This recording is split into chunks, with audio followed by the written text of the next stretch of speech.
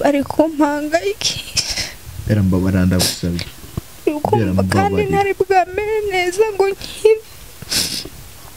nkire ngo mere neza urangije ugakora ibintu nk'ibi Bera ndagusabye imbabazi ndakwinginze mbabarira N'ubwa mbere n'abantu mwengendi ngo ndi mu gahinda umubyeyi ari kurira ku bwanjye ngo ndi mu gahinda gakomeye kababaje yo kumufungisha ashobora no kuba yarabikoze kuko kiriya gihazana ziriya mpapuro kuriya byatumye arara adasinziriye arara yicara tabye basi iki gikombe noneho ikindenze pe ndahangayitse cyane ndi guca mu bihe bitanyoroheye ndi kwicuza impamvu naje muri izi famiye naje nzi ko nzaba igisubizo none birangiye mbaho umutwaro ku bantu ubundi ajya ari kumwishyuza nk'amafaranga angana ute 500 ubu yavuye ku 400 yageze ku 500 ko ni 500 kamufitiye ariko nk'ubwo baramenya ubwenge ku buryo baba babona ibiri kuba wenda zikrawe kuko aba atari kumubona aguma ambaza mama ndi kumva ntabyirukamo kuko njye sinari bwamere neza pe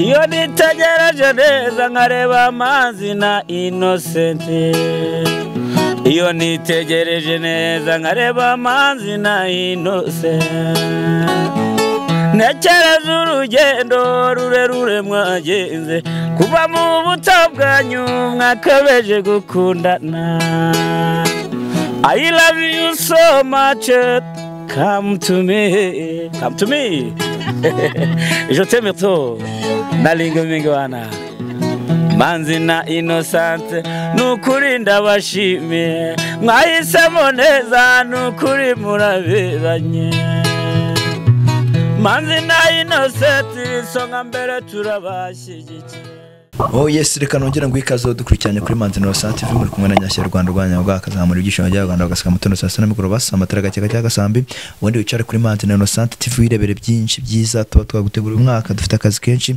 kandi tugomba gukora mu gihe gitondo gusaba kuri subscribe n'imutari wayikora ndetse n'abayikoze ndakwingira ngo usaba cyane kujya usharinga ibiganiro byacu kugira ngo bigere mu mpande zitandukanye zisimaze iminsi ngusaba nkwinginga cyane kunyandikira muri comment kugira ngo menye icyakunyuze n'itakunyuze menye ngo ndongera iki cyangwa se ndagabanya kireka ntangire merezi kaze abantu badukurikiranye bari mu mpande zitandukanye z'isi abari muri Amerika Asia Afrika ndetse Australia mu gihugu cy'ubuturanyi Uganda Burundi Congo Kenya ndetse na Tanzania reka mbabwire ko muri abantu beza kuri twebwe kandi urukundo mutugaragariza tutazahwema natwe kugira ute kubahereza ibintu bibi tuzatubahereza ibintu byiza kandi nshimira n'abantu bari kunyandikira muri comment ndabizi ko hari abari kumfata nabi gusa aho uri kumfata nabi umbabarire ntago ari ngewe narakoreshejwe nizezwa ibintu bidahari ibyo nari niteze birangira bitandukanye n'ibyo nabonye n'amaso yanjye ndi umuntu ndizera kandi kingira ku cyizere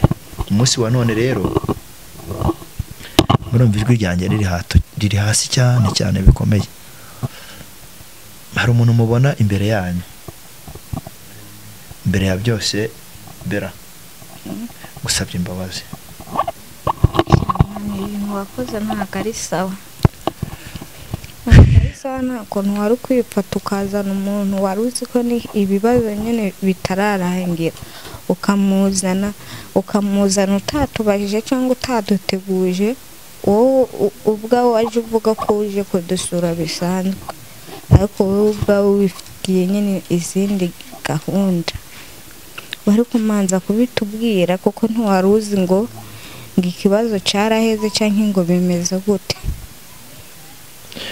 urumva se yari kubyishimira cyangwa ngo azaniye impano ngo wenda nk'umwana ngo yabyaye urumva muri we atarafise ishari ryo kugira ngo aze yikorera ibyo we yishakiye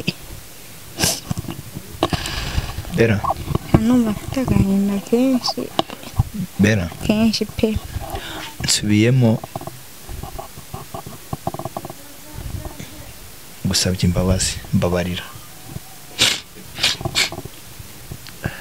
Ubundi imbabazi Imana yaraziguhaye. Narashutswe nizezwa ibintu bidahari. Uriya mubyeyi yarampamagaye, sinzi nimba ari n'umubyeyi nimba ari n'umukobwa, arambwira ngo njyewe namenye ko kwa Ibrasi babyaye, ndashaka kuzajya kubareba mbatunguye. Akaba yarabibwiwe n'iki? Ndamubaza ati se ibibazo byawe na Ibrasi byararangiye? Arambwira ati ibibazo byanjye na Ibrasi byararangiye, Ibrasi twarahuye musaba imbabazi z'ibyo nakoze, turongera turiyunga.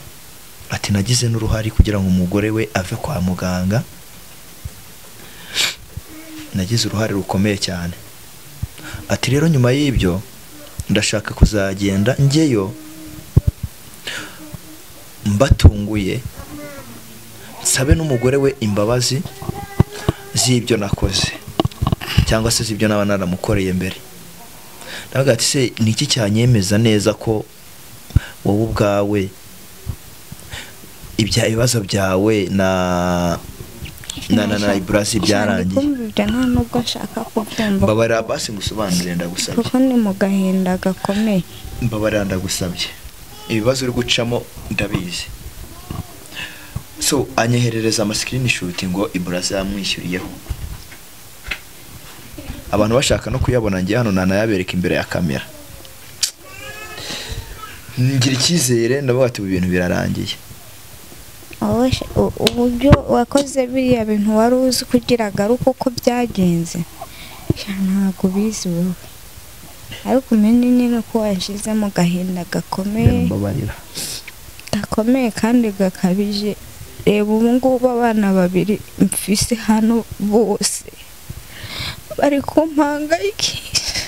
Mbabarira ndagusabye. Kandi ntari bwamere neza ngo nkire ngo mere neza, urangije ugakora ibintu nk'ibi ngibi. Rero ndagusabye imbabazi ndakwinginze. Mbabarira.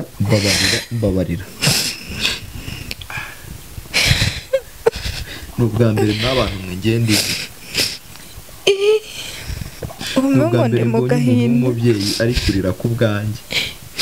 ngo ndi mu gahinda gakomeye kababaje. Ubwa mbere ngize intege nke mu buzima bwawe. Ndi kumva umubiri wose wagira ngo nasinze ukuntu nahise mba. Sera ibyo uri gucamo ndabyumva pe, ndanabizi. Ariko mbabarira pasi wumve ko nanjye atari ngewe. Babarira ndakwinginze ndagusabye.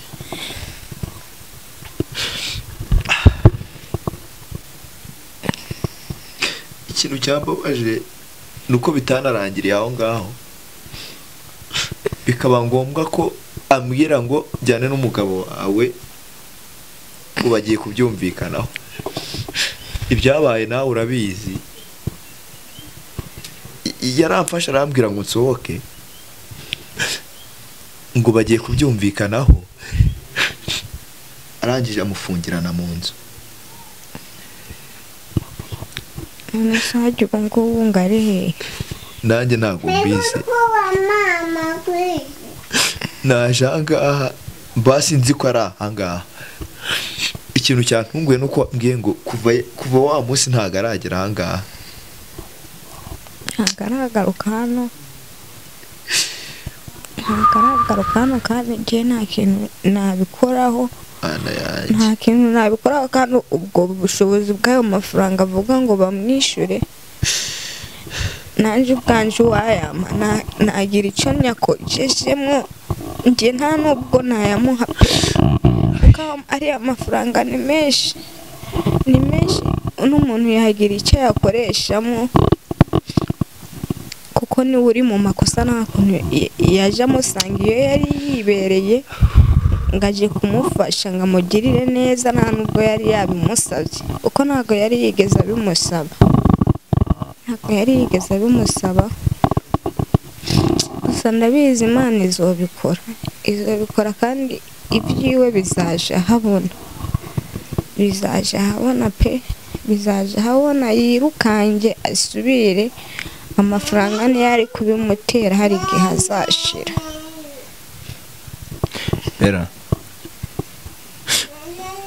basi nta n'amakuru make ufite y'ahantu yaba wenda nta n'amakuru make ufite aho ngiye namusize ndahazi k'uwo mugore baransohoye barambwira ngo sohoka anasuburyo kuko utavuze ngo reka usubireyo na nimero yiwe kugeza ubu ngubu nanjye narayihamagaye ndayibura kidacamo ubundi se nimero niyo uriya mugore ndayihamagara wapi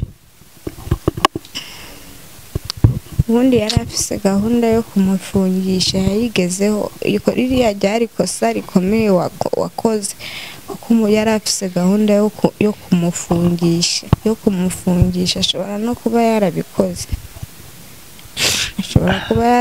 kuko kiriya gihazana ziriya mpapuro kuriya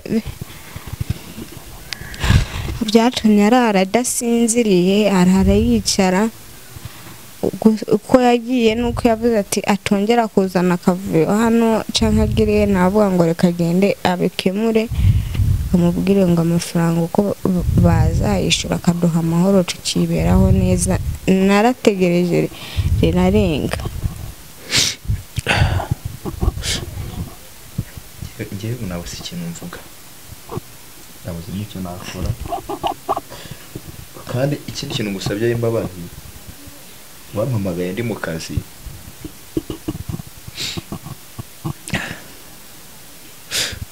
telefone yanjye ngiye kuyifata sinzi ukuntu nakanze nabi ibirikubye ahari wagize ngo ni ukugukupa ahari wagize ngo ni ukwanga kukuvugisha ushobora no kuba uri gutekereza ko ndi umugambanyi ndi imbere y'Imana isumba byose ntabwo ndi umugambanyi Imana niyo ibizi nta bintu byinshi nabivugaho byararangiye kandi ntizanabikemura kuko nta kintu nabivugaho pe umva nta bintu byinshi nshaka kuvuga kuko numva ntanameze neza biragaragara pe none se basi ubu ubayeho ute umeze ute meze neza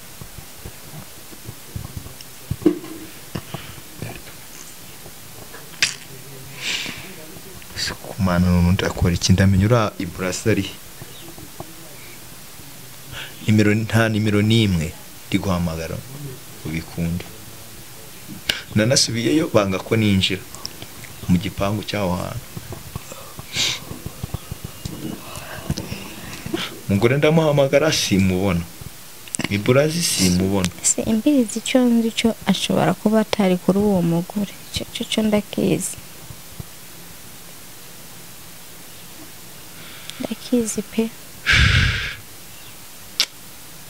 bana bo mwishuri nisi ukuntu bizarangira twe turakomeza dushakishe ndakomeza mbaririze ngira amahirwe nzabasha kumenya ahantu ari gusa Imana iri mu ijuru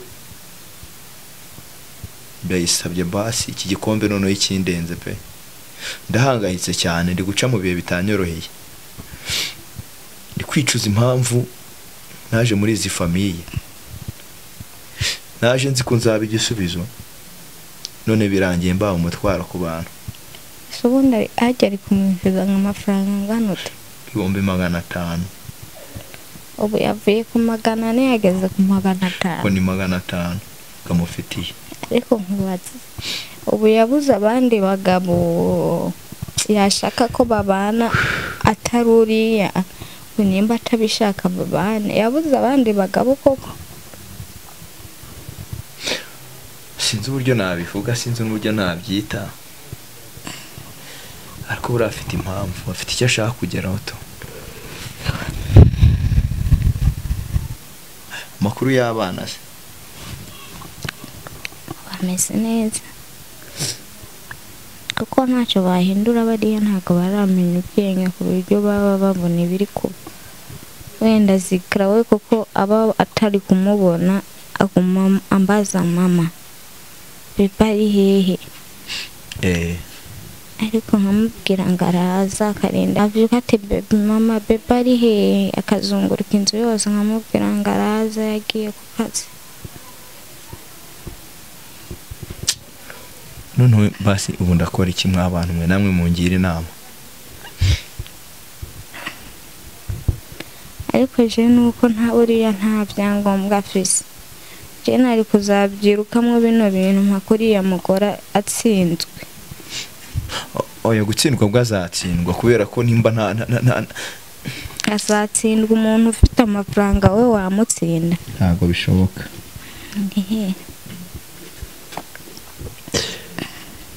Nzagerageza nirukanke mu buyobozi kuko ahantu ntaragera nahatabaho pe. Ahantu ntaragera nahatabaho. Ushobora kuba mutekereza ngo naricaye naragentereka agati mu ryinyo ndiyicarira, ariko hari ahantu nsubiyeyo inshuro zirenga zingahe banga kumfungurira igipangu. Mbwira Kadogo ati baratse nkavugana na mabuja. Nyasha genda pe. Genda uko biragaragara ntago ari harira, ariko nugenda uzamenya igisubizo. None se basi wemeye kumfasha ko n'ubundi utagiye untererana no mu bihe byari bigoye. Ahangaho noneho basi unyijeje iki? Genda wigerageze. Genda wigerageze nese nimba yamufunze azayabona ari mu gasho. Genda wigerageze bino bintu ndi kumva ntavyirukamo kuko nje sinari bwamere neza pe. Mfise ibindi byanje nshaka guhangana nabyo nkakora. Hano gahinda ngomba kukibagizamo. Reka ngende sinzi nimba hari ikintu wabwira abantu badukurikirana basi. Ubu ngiye nta jambo ngifite, nta kintu ngibabwira bacyumve bamfashe nabi. Ngiye nababwira nuko badufasha gusenga. Badufasha gusenga. Ndumva nta bintu byinshi numva shaka kubabwira pe. Kuko nge n'ubundi sinzi n'ukuntu nakwemerewe kuza hano kureba umwana, ubundi naravuze ko nge nta bintu by'amakamera nzasubiraho ko nzajya nkorera kuri wanje. Ariko nyine bishitse byabaye. Gusa icyo nshimira Imana nuko yatekereje kuza ahangaha namaze kubyara. Ntakiri mu muntu ruho naruhutse basi nabyaye nzapambana n'ibindi nta kibazo.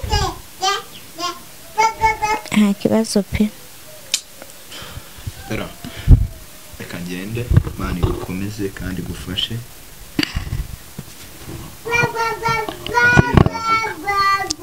Irameza ndaba niryamiye kuri uno musambi wanje w'intebe pe. Na n'ubu imisego wapi? Imisego na n'ubu nta bushobozi buraboneka bwo kuyishyiramo. Nta bushobozi urabona kurana size kanaboze. Saboze zashizemo. Ahubwo nabuze umukiriya zengazigura. Reka ntahe reka ngende nyine nkomeze ubane n'umusaraba wanjye. Burya ngo ubwishigishara rwisomera, narashutswe gendera ku marangamutima yanjye yo kumva umuntu nkumva ko ibyo mbwiye ari ukuri. Iki nicyo gihe musogongere nyine ku cyayi nishigishiye cyangwa se nitekeye. Bera Imana ikurinde. Abantu mwereka ntahe, ariko ndababaye mfite agahinda. Munsengera abashoboye gusenga, Imana ibampera.